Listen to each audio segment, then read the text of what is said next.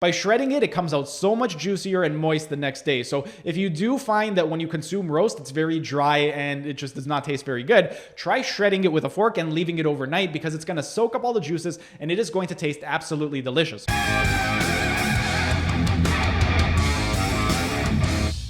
Hey everyone, thanks for tuning in and welcome back to another Sunday Q&A. Today's question is with regard to the carnivore diet, specifically what exactly do I eat in a day on the carnivore diet? But before I start, you guys know the drill. Like the video, subscribe to the channel, hit the notification bell, ding ding ding. And if you don't want to watch the entire video, I will be including timestamps in the description so you can skip ahead to the section that you want. Now on to the actual question. Last week I had uploaded a video on fiber on the carnivore diet and whether or not you actually need to consume fiber. And on that video, I got a follow-up question from Jeffrey Khan, aka the descendant of the great Genghis Khan. And on that video, Jeffrey asks, "Thanks so much for answering my question. I really appreciate it. So is that what you're doing? Just eating meat and drinking milk and blood all day? LMAO?" Well, Jeffrey, I realized that this was probably more of a joke than a real question, but it's been a while since I've done a what do I eat in a day video, so I figured might as well do one now since I'm about to be changing up everything that I do. But here is basically what I do throughout the course of a week.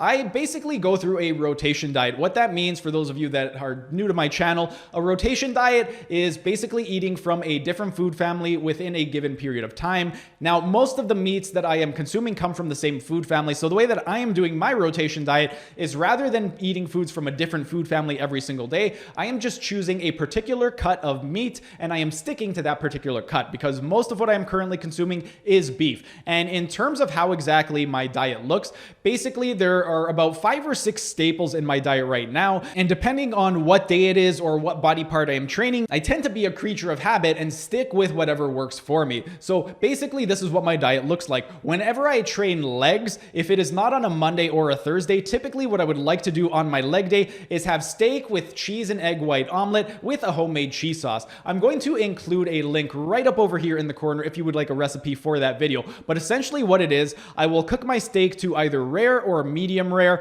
and lately I've been cooking it on the air fryer. In terms of the size of the steak that I order from, I get everything from Rooker's Natural Meats, not paid by them, just really enjoy their products. And anyway, I end up getting all of my meats from them. So their top sirloin steak, that is the cut of steak that I personally get from them, and it comes anywhere from 550 grams to 1 kilo. So if I am consuming a steak that is closer to the 550 gram mark, then I will add in roughly 3 eggs, and I will use the egg whites to make an egg white and cheese omelet, and then use the egg yolks to make this homemade cheese sauce. And then with regard to the actual steak, lately I've been cooking it in the air fryer. The first time that I did it, I was a little bit hesitant because I wasn't sure how it was going to come out in the air fryer, but it actually came out really, really good. And I found that by doing 390 degrees for roughly 8 to 9 minutes, depending on the thickness of the steak, it comes out perfectly rare every single time. And that is basically what I do on my leg day.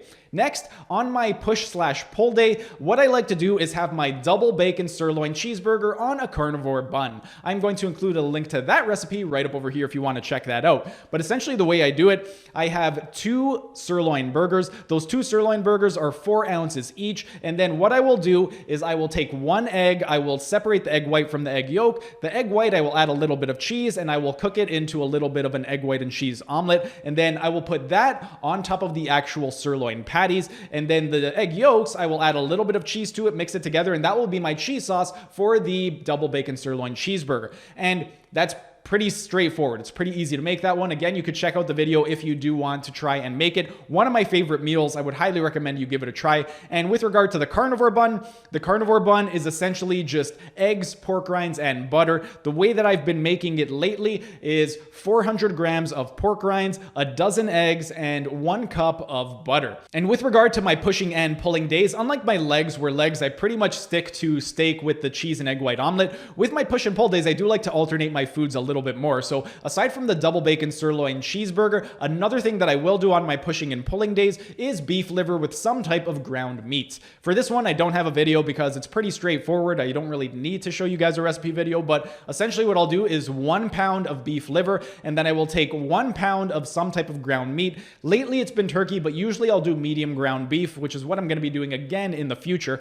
And the way that I prepare this meal is I will take the beef liver, I will put it in a blender, and I will do anywhere from 6 6 to 7 light pulses just to cut it up nicely. The reason I do this is because it's quicker than chopping it up. When you chop it up on a cutting board, it's really slimy and slippery and it slides all over the place. So it's a lot quicker to just put it in the actual blender. And then I'll put that in the cast iron skillet. Usually when I fry this up, I will use duck fat. I don't have a specific amount of duck fat that I use. I kind of just eyeball it. The pack that I get is roughly 400 grams and it will last me about 6 different meals. So it's about 65 to 70 grams of duck fat that I am using whenever I cook this. But once the beef liver is all ground up, what I'll do is I will take the ground beef or the ground turkey, I'll put it in the cast iron skillet, I'll let that cook for a little bit, then I will pour the beef liver on top of the ground meat and I will just mix it up, put the lid on, and I will continue to cook it until it is well done. With regard to my salt on that, that's all I add. All I add is salt, nothing else, and it always comes out really good. Then what I will do is I will add a little bit of this Pecorino Romano cheese to it just to give a little bit of extra flavor. The way that I'll have this one, first thing in the morning, I have this glass jar and I will put a glass lid on it once I put the cheese. That'll help to kind of keep it nice and warm and also melt the cheese onto the actual beef and the beef liver. And then with regard to what I do for the rest of the meal, I will set the other pound aside. I will put it in my lunch crock. Same thing, I'll add some Pecorino Romano cheese. And then once I get to work, I'll just plug that in and it'll stay nice and warm throughout the entire day until I'm ready to eat it.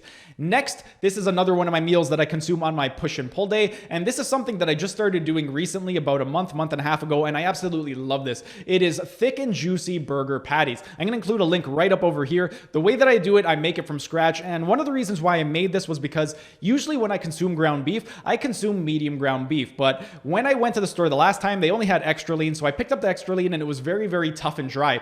So I wanted to find a way to make it much more palatable, and I found that by adding 1 egg and 50 grams of Pecorino Romano cheese to the actual 1 pound of extra lean ground beef, it came out really juicy and it is absolutely delicious. So what I'll do is I'll take 1 pound of extra lean ground beef, I will put it in a bowl, I'll use a fork to mash it up a little bit, then I will crack 1 egg over top, mix that up, then I will take 50 grams of Pecorino Romano cheese, pour that over top, and then mix that all together. Once it's all done, I will put that in the air fryer. I will form them into 3 burger patties. The burger patties are roughly 185 grams each, and in the air fryer I will cook it for anywhere from 14 to 15 minutes. 7 to 7.5 minutes per side I find is optimal for the burger patties that I'm making at the thickness that I have them at, and it comes out absolutely delicious. The outside is a little bit crispy because of how long I cook it, but the inside is so juicy and it just breaks apart in your mouth. If you haven't tried it, I recommend you watch the video and give it a try because it is absolutely delicious. Next, when it comes to my Monday and Thursdays, I tend to work really late on Mondays and Thursdays, and because I work late on those days, I am unable to eat until a very late time if I decide to go home. So what I do on these days is, because I'm not able to get home until a very late time, I end up cooking in the crock pot for this. And when I make my food for Monday and Thursdays, what I will do is a top sirloin roast inside of the crock pot. I do not have a video for this one because it is pretty straightforward, but I do plan on uploading one in the future. But for right now, I'll just tell you exactly how I make it. Basically, the morning before the day I plan on eating it, I end up putting it in the crock pot. I will cut it up into 3 pieces. The actual size of the roast is anywhere from 1.2 to 1.5 kilos, and I will have the entire thing in that day. I will have half for breakfast and half for dinner.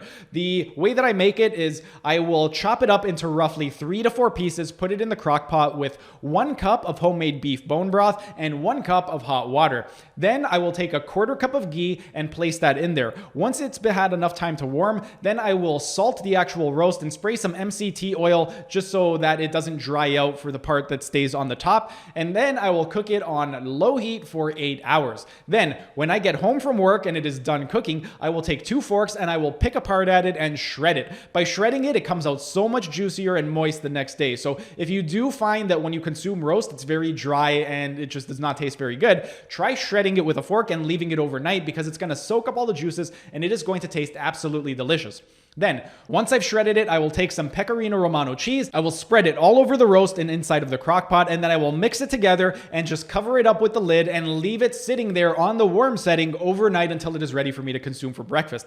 Then, when it's ready for me to consume, I will end up eating roughly 1 to 1.5 pounds right there for breakfast, and the leftovers I'm going to put in my lunch crock, and same thing. When I get to work, I plug that right into the wall, and then it is going to warm up and just sit in its juices all day, and then as soon as I'm I'm ready to eat it, I can just go ahead and eat it. So if you are the type of person where you are at work and you work really, really late and you like to have a warm home cooked meal, then getting a lunch crock and doing something like this would be really, really good, because otherwise I would have to wait until 10 or 11 o'clock at night to be able to eat my dinner. And personally, I don't like to eat that late, which is why on my Mondays and Thursdays when I do work a little bit later than usual, I like to do the crock pot because it allows me to get a nice warm meal in at work. And that's pretty much it for the meals that I consume. When it comes to snacking, I'm not a huge snacker, but if I ever am in the mood for a snack, what I'll do, and this is something I've been doing lately and I absolutely love it, is my carnivore pancakes. I'm going to include a link right up over here if you want to check out those carnivore pancake recipes, but it's very, very straightforward recipe. You basically just take however many eggs you plan on having and then you weigh those eggs out. However much those eggs weigh, you add the same amount of Pecorino Romano cheese or whatever type of grated cheese you like. If you want to use Parmesan, you could use Parmesan. If you want to use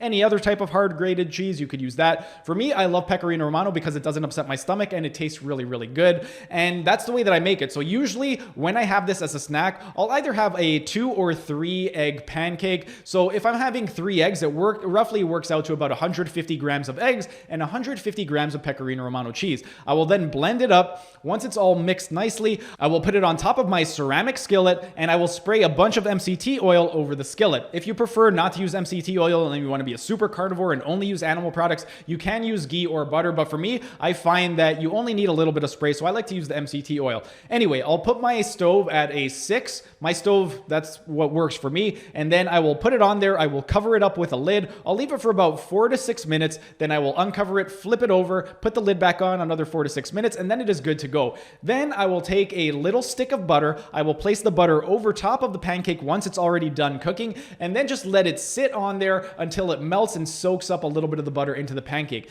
It tastes absolutely delicious, and if you haven't tried it, I highly recommend you give it a try. And then one other thing that I have been using as an occasional snack, which I haven't been using it too much lately, is pork rinds. The reason that I stopped using pork rinds as a snack is if I consume them in small amounts, I'm fine. It doesn't upset me whatsoever. But with regard to pork rinds, if it's late at night and I'm snacking on them, I lose all self-control because I find them absolutely delicious. So I can go through a half a tub of pork rinds in one sitting. And if I overconsume them, I find that the next day it does bother my stomach a little bit. I will get a little bit of loose stool. So the last month, I haven't really been snacking on pork rinds too much for that reason, because I have complete lack of self-control when it comes to eating pork rinds. But that's basically what I have been doing for my snacks. Lately, it's been more the carnivore pancakes, but I have occasionally incorporated some pork rinds into my snacking. But that's pretty much it for today's video. That's pretty much what I eat in a day. If you enjoyed the video, be sure to smash that like button so I know to make more Q&A videos in the future. And if you're either new to the channel or haven't subscribed yet, be sure to subscribe to the channel and hit the notification bell, as I will be uploading new videos every single day. That's it for today's video. Thanks for tuning in, and I will see you again tomorrow.